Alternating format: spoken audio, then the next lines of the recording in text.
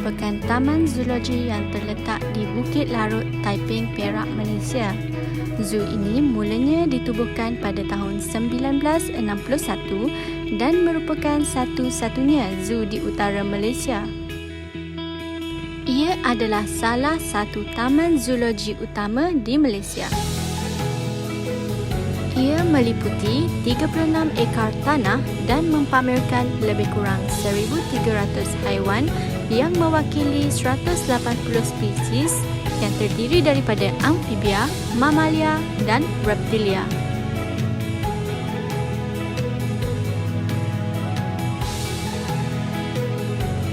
Pelbagai spesies fauna dapat ditemui di Zoo Taiping yang berada di persekitaran yang sesuai dengan kehidupan mereka.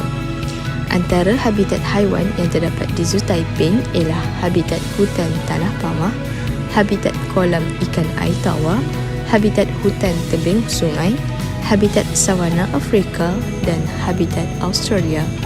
Antara haiwan yang dapat kami rekodkan adalah seperti berikut.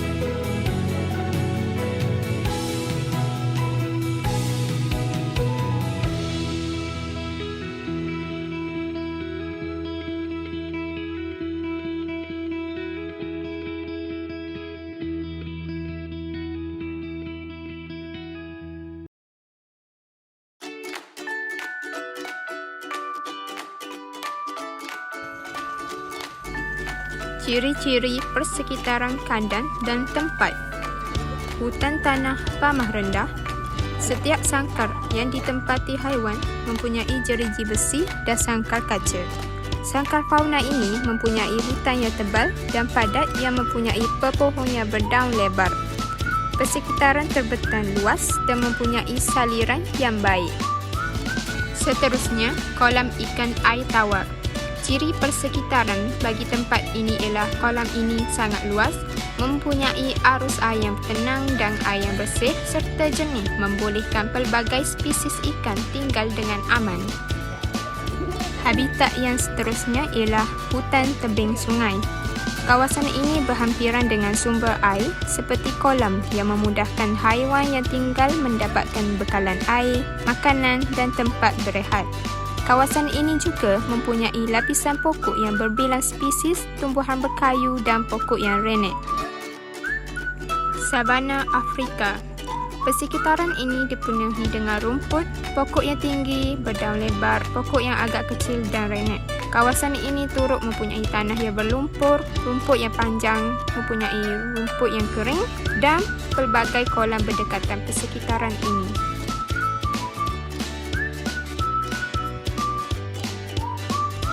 Fauna Australia. Kawasan berhutan ini mempunyai tanah bersemak samun, padang rumput yang kekuningan dan padang pasir serta mempunyai kolam cetek yang luas. Kawasan berpasir dan berbatu kecil dapat dijadikan tempat haiwan untuk berehat dan bermain. Terdapat beberapa flora yang menghiasi di sekeliling kawasan ini, iaitu pokok keladi dan beberapa pokok yang renet. Kandang gajah. Ciri persekitaran bagi kandang gajah ialah tanah yang kering, mempunyai kolam dengan air yang jernih, mempunyai batu yang besar sekitar kolam dan mempunyai tumbuhan yang berbatang tebal dan tinggi serta dedaun yang lebat dan lebar.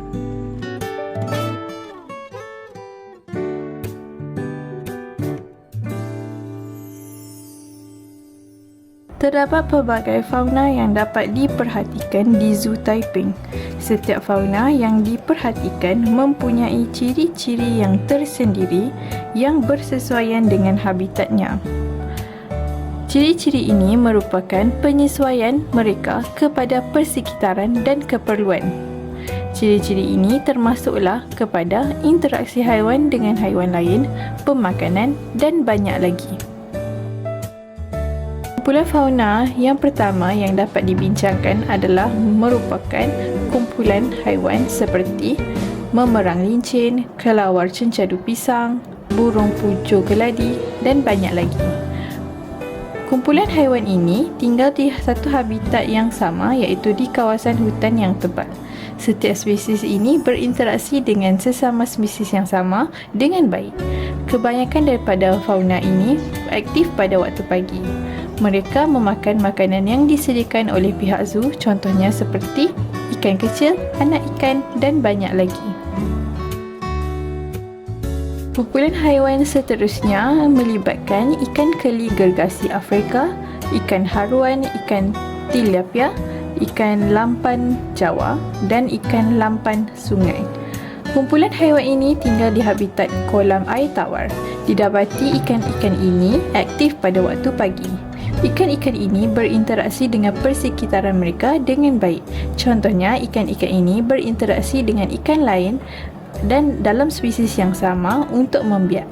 Selain itu, ikan ini juga turut berinteraksi dengan abiotik untuk melangsungkan kehidupan. Ikan-ikan ini mempunyai pemakanan yang tersendiri yang disediakan oleh pihak zoo. Walau bagaimanapun, secara umumnya ikan-ikan ini akan memakan ikan kecil lain atau plankton di dalam air. Terusnya, kumpulan haiwan yang boleh diperhatikan di Zoo Taiping ialah burung bangau kendi, keluang, burung bayan leher gelang dan ikan haruan.